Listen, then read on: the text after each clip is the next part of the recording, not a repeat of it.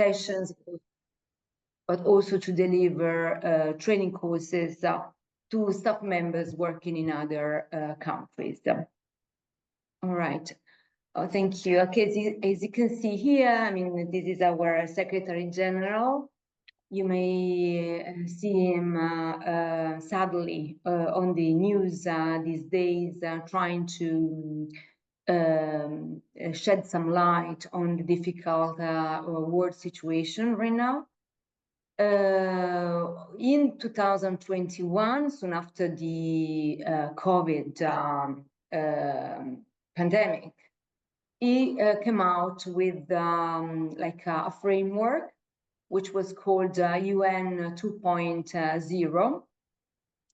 And for the first time, he kind of expressed his strong ideas about what Michele was mentioning before, like the underlying skills. So that was the first time that the United Nations management expressed like the strong will to make sure staff members knew that was important. So for us, that was a big change. So and the start of a big change.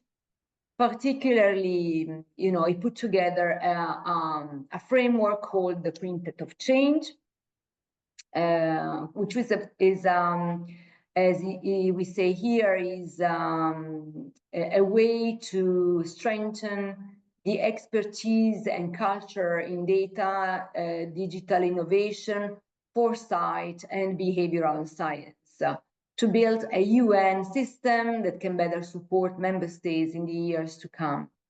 And this is really the first time when we see words like behavioral science and foresight in an official framework and a guiding principle. And of course, from my observatory, in 14 years of experience in the staff development field, I saw a big shift. I mean, I started as a trainer and a soft skill trainer. I mean, that was my area of expertise. And I could feel, I could understand that there was not much appetite for soft skills in 2010. Like even managers resisted to that. There was a kind of also an attitude, even from top managers, and the impression that they felt they were wasting time dealing with this kind of skills. So, and I would say that slowly in these 14 years, I've witnessed this changing. Of course, I mean, the organizations, old managers left the organization, so we have now new managers that are much more prepared to these. There's much more attention to these, let's say, skills that are not just soft, you know, they are not just communication skills, but they are behavioral skills. They are, you know, the skills that, let's say, go around the human being, meaning that, you know, the human being is at the center of the process. And especially, I would say nowadays, in the last 2 years, with the inception of the artificial intelligence, there's so much focus on what the human being can do different. And the more we go on, the more we know that the human being remains critical, and his thinking processes, his thinking abilities remain critical to make a difference in a world where the artificial intelligence will do basically, I would say, the technical stuff, and the human being remains as the one making decisions based on the data, based on the inputs and the information received by the artificial intelligence. Therefore, the shift that I have witnessed is also in naming these skills that are no longer soft as they were, in the past years, but they're now critical skills. There are also there's also an interesting nomenclature calling them strategic skills. Meaning that, if we as employees do not possess these critical skills, then we don't make a difference in the work environment. We will not be able to survive in a work environment that is continuously changing, like at a very, very high speed. And I mean, that's something that we need to focus on. Yeah, going back to the quintet of change, and this is that was the official information about it.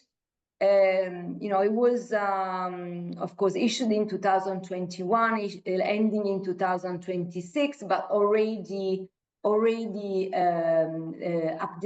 updated, and I'll show you the priorities for the year. Some of these, I would say the majority of these skills remain, because I mean, these are the foundation, and I'll show you how we are progressing. So as you saw, I mean, this is a powerful fusion of data analysis and communication, innovation and digital transformation, strategic foresight, performance and result orientation, and behavioral science. And it's really a little bit of a mixture of technical and soft, but I'll explain you why these are all critical. These are all human-centric skills. Through the quintet of change, we want to make the evolution of the United Nations toward a world that is more agile, diverse and responsive and impactful, meaning that it's not just about performance, as you can perform well, but not impact at all. We want to be impactful, so we have to revisit the way we are doing business. We have to revisit our performance and whether this performance is going toward goals, well-set goals that are that make the organization operate and be impactful in the countries that need our presence and our support. Okay, now going into the details of these skills. Okay, data is not just retrieving data, gathering data. This is, I mean, a machine can easily do that, right? And artificial intelligence can do that at a very say high level and very, very much detailed level. What we have to do as human beings, as employees, is to transform the data into insight, and above all, making smart decisions, making smart decisions that have an impact. So the process doesn't just end with the reporting, right? We are like surrounded by, overwhelmed, I would say, by reporting. So it's not just a matter of report. It's a matter of analyzing those reports and making sound decisions, impactful decisions based on those reports. So now we are training people on reading the reports, but also providing reports through visualization, impactful visualization that make managers make sound decisions. So it's basically a transformation of data into visualizations that allow managers to better understand and to better make decisions. Close to that, there is this the innovation, which is not, as we've always said, the creativity, ability to create new stuff. It goes beyond that, and it's not just problem solving. It's about viewing challenges as an opportunity. So really being able to analyze challenges and turning them into opportunities, which goes together with accepting feedback, especially, let's say, negative feedback. So really embrace the feedback, because in the feedback, there's an information that's critical to people. And for them to improve, for them to do better, for them to grow and develop.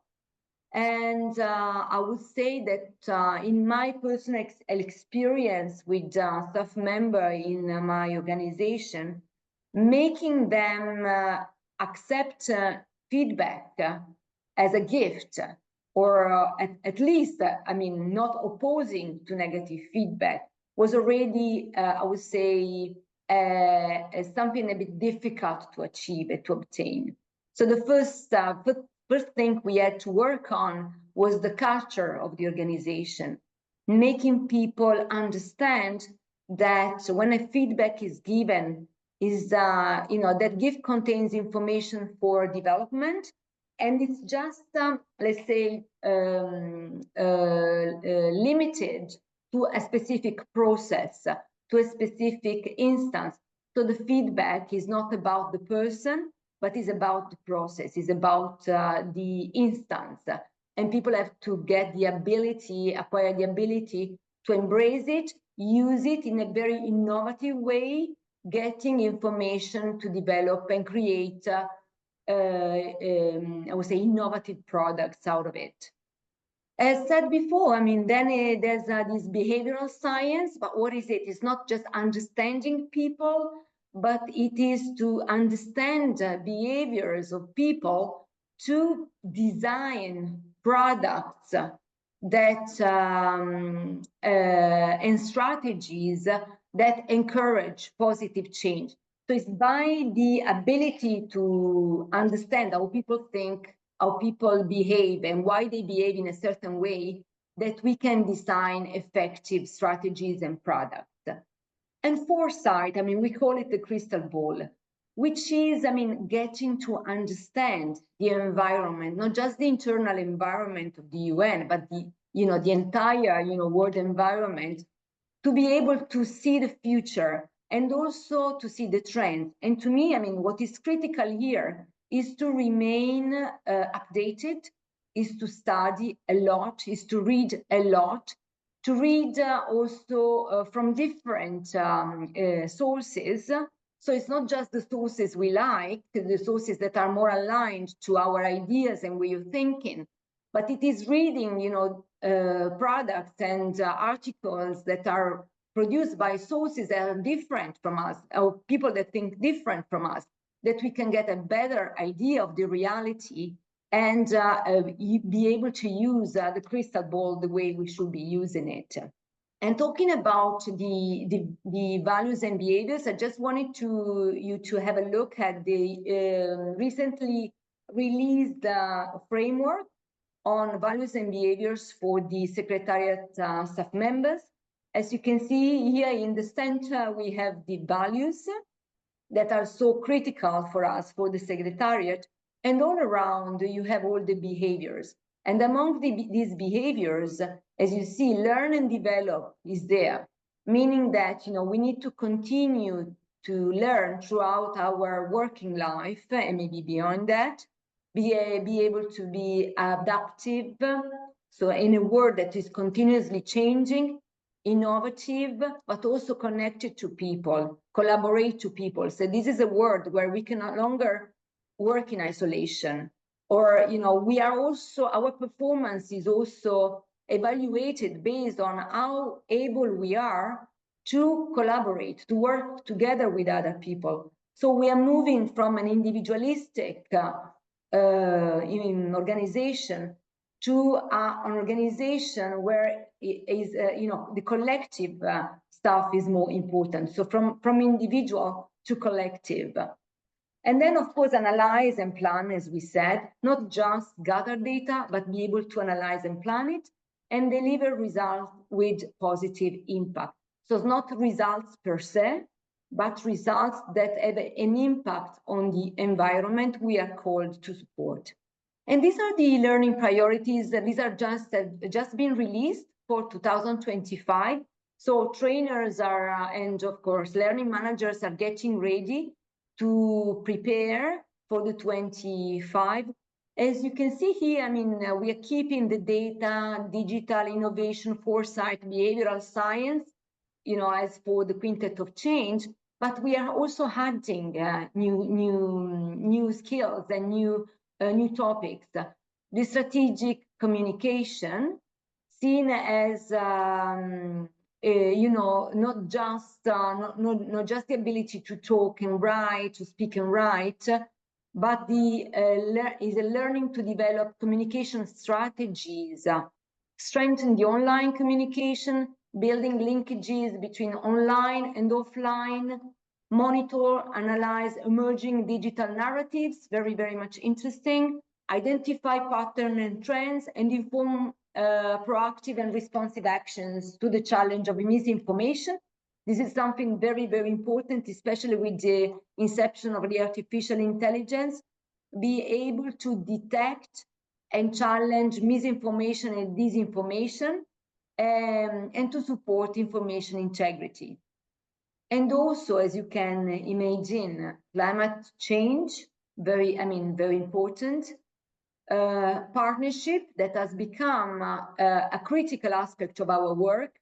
So, you know, opening the doors to the external environment and work together, not just internally with colleagues, in collaboration with colleagues, but work together with partners outside the organization, not to repeat the same processes, not to reinvent the wheel, but use, I mean, what external partners have already gotten, have already researched, have already understood, and share this learning, these researches to work together.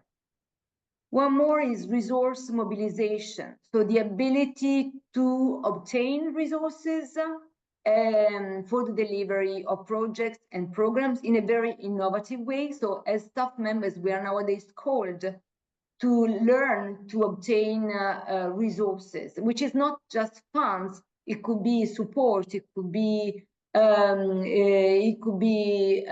collaboration from different entities, and human rights-based approach. I mean, this is what the organization is founded on. What else? I mean, just very quickly, as I see that time is almost over. Very important to us is multilingualism as underlying competency. We are called to speak different languages. I would say at least 3 languages for a good United Nations staff members. And coaching. Coaching has become critical, super critical. We hear these everywhere, the importance of coaching, the importance of having a good pool of coaches in the organization to coach staff members for their personal, professional development, and also to face and overcome the daily challenges. I would stop here, and I don't know, Michele, if I have a couple of minutes to address any questions the participants may have. So, Paola, thank you for your speech. And as I know that you run out of time, I suggest that if there are any questions, first of all, thank you for this presentation. There are many things we need to reflect on and digest. And for the audience, if you have any questions, as Paola is really in rush today, please write it on the chat, and then we can deliver this question maybe tomorrow or next week, and then we can answer, okay? If it is okay for everyone. For the moment, thank you, Paola. I really understand that you have really important things to do, and thank you very much again for this presentation. It was very... Thank you very much. It was a pleasure to join you all, and I wish you good luck with your event. Thank you. Thank you, and I'm pleased to take questions and address them in the coming weeks. Yes, please write it on the chat if you have any questions. Thank you very much. Thank you. Thank you. Bye. Thank to you.